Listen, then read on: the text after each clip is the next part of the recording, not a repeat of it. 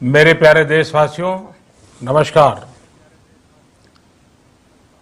Corona के खिलाफ लड़ाई में जनता कर्फ्यू से लेकर आज तक हम सभी भारतवासियों ने बहुत लंबा सफर तय किया है।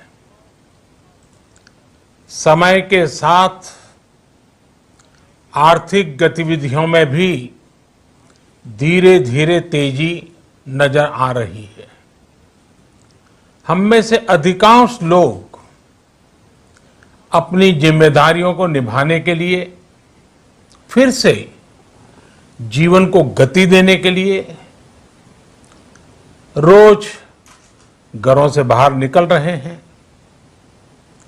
त्योहारों के इस मौसम में बाजारों में भी रौनक धीरे धीरे लौट रही है, लेकिन हमें ये भूलना नहीं है कि लॉकडाउन भले चला गया हो,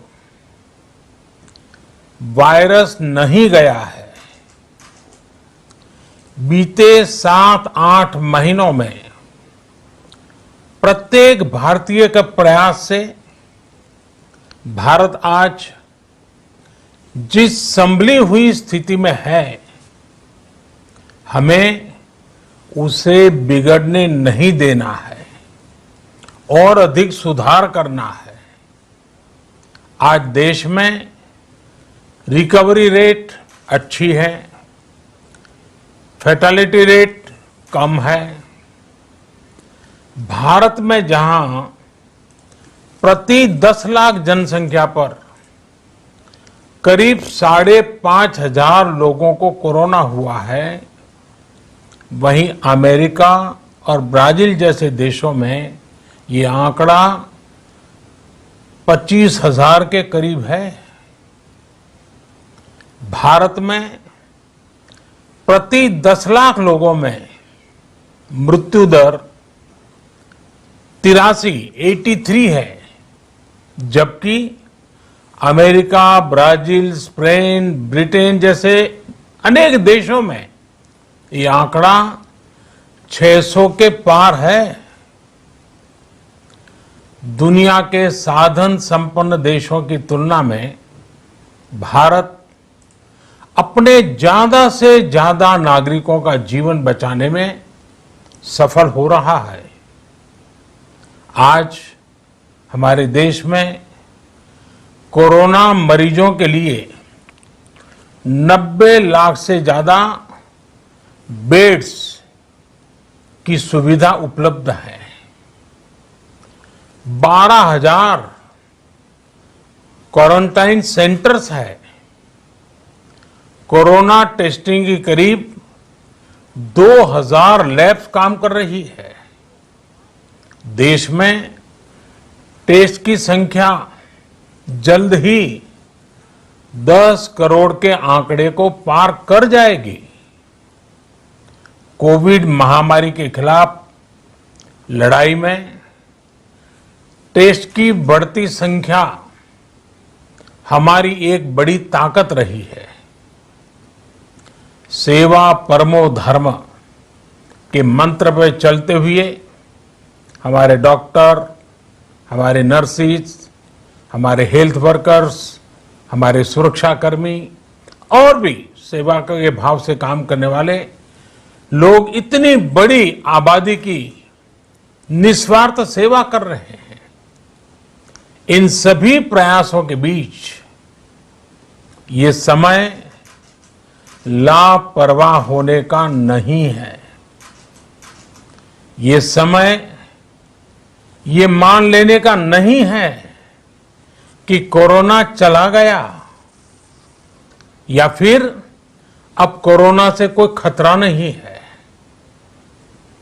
हाल के दिनों में हम सब ने बहुत सी तस्वीरें, वीडियो देखे हैं जिनमें साफ दिखता है कि कई लोगों ने अब सावधानी बरतना या तो बंद कर दिया है या बहुत ढिलाई ले आए हैं।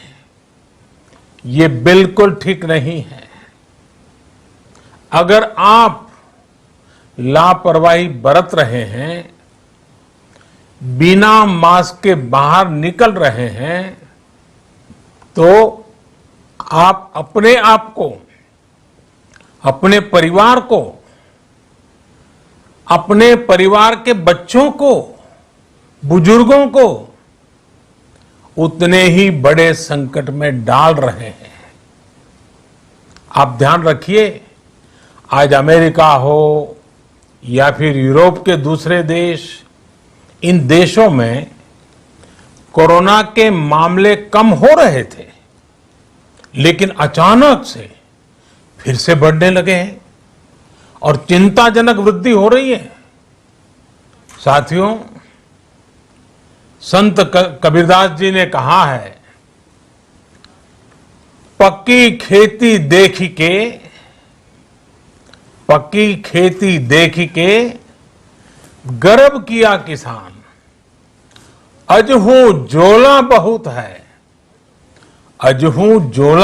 है, घर आवे तब जान। अर्थात कई बार हम पकी हुई फसल देखकर ही अति आत्मविश्वास से भर जाते हैं कि अब तो काम हो गया, लेकिन जब तक फसल घर न आ जाए तब तक काम पूरा नहीं मानना चाहिए। यही कबीरदास जी कह के गए हैं। यानी जब तक सफलता पूरी न मिल जाए, लापरवाही नहीं करनी चाहिए।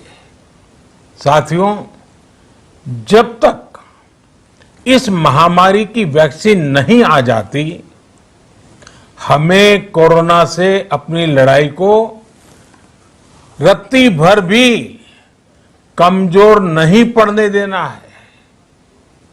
बरसों बाद हम ऐसा होता देख रहे हैं कि मानवता को बचाने के लिए युद्ध स्तर पर पूरी दुनिया में काम हो रहा है। अनेक देश इसके लिए काम कर रहे हैं। हमारे देश के वैज्ञानिक भी वैक्सीन के लिए जी जान से जुटे हैं। भारत में अभी कोरोना की कई वैक्सीन पर काम चल रहा है। इनमें कुछ एडवांस स्टेज पर है, आशास्पद स्थिति दिखती है। साथियों, कोरोना की वैक्सीन जब भी आएगी, वो जल्द से जल्द प्रत्येक भारतीय तक कैसे पहुंचे, इसके लिए भी सरकार की तैयारी जारी है। एक एक नागरिक तक वैक्सीन पहुंचे, इसके लिए तेजी से काम हो रहा है। साथियों, रामचरितमानस में बहुत ही शिक्षाप्रद बातें हैं, सीखने जैसी बातें, लेकिन साथ साथ अनेक प्रकार की चेतावनियां भी हैं। जैसे रामचरितमानस में बहुत बड़ी बात कही गई है, रिपु रुज पावक पाप। रिपु रुज पावक पाप, प्रभु अहि गनीय न छोट करी। अर्थात आग, शत्रु, पाप यानी कि गलती और बीमारी, इन्हें कभी छोटा नहीं समझना चाहिए। जब तक इनका पूरा इलाज न हो जाए, इन्हें हल्के में नहीं लेना चाहिए। इसलिए याद रखिए, जब तक दवाई नहीं, तब तक ढिलाई नहीं। त्योहारों का समय हमारे जीवन में खुशियों का समय है, उल्लास का समय है। एक कठिन समय से निकलकर हम आगे बढ़ रहे हैं। थोड़ी सी लापरवाही हमारी गति को रोक सकती है, हमारी खुशियों को धूमिल कर सकती है। जीवन की जिम्मेदारियों को निभाना और सतर्कता, ये दोनों साथ साथ चलेंगे, तभी जीवन में खुशियां बनी रहेगी। 2 गज की दूरी, समय समय पर साबुन से हाथ धुलना और मास्क लगाना, इसका ध्यान रखिए। और मैं आप सबसे करबद्ध प्रार्थना करता हूं, आपको मैं सुरक्षित देखना चाहता हूं, आपके परिवार को सुखी देना चाहता हूं। ये त्योहार आपके जीवन में उत्साह और उमंग भरे ऐसा वातावरण चाहता हूं। और इसलिए मैं बार बार हर देशवासी से आग्रह करता हूं। मैं आज अपने मीडिया के साथियों से भी, सोशल मीडिया में जो सक्रिय हैं उन लोगों से भी बड़े आग्रह से कहना चाहता हूं कि आप जागरूकता लाने के लिए, इन नियमों का पालन करने के लिए जितना जन जागरण अभियान करेंगे, ये आपकी तरफ से देश की बहुत बड़ी सेवा होगी। आप जरूर हमें साथ दीजिए, देश के कोटि कोटि जनों को साथ दीजिए। मेरे प्यारे देशवासियों, स्वस्थ रहिए, तेज गति से आगे बढ़िए और हम सब मिलकर के देश को भी आगे बढ़ाएं। इन्हीं शुभकामनाओं के साथ नवरात्र, दशहरा, ईद, दीपावली, छठ पूजा, गुरु नानक जयंती समेत सभी त्योहारों की सभी देशवासियों को एक बार फिर से बहुत बहुत बधाई देता हूं। धन्यवाद।